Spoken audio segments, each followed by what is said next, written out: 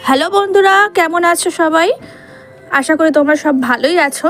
কিন্তু আমি না ভালো নেই, কারণ আমাকে হঠাৎই যেতে হচ্ছে হসপিটাল, দেখতেই পাচ্ছ।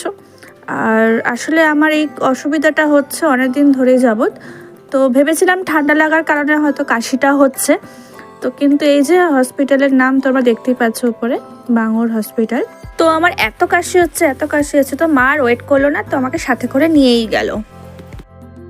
মা আমাকে বললো চল একবার চেক আপটা করিয়ে আসি। তো আমরা লাইনে দাঁড়ালাম, এই যে আমরা লাইন দিচ্ছিলাম, মা সাইডে গিয়ে বসলো।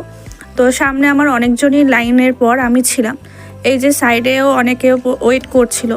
কিন্তু হসপিটালগুলোতে লাইন এত থাকা সত্ত্বেও পাশের কাউন্টারগুলো কিন্তু দিব্যি বন্ধ করে রাখে, এটা বুঝি না কেন করে।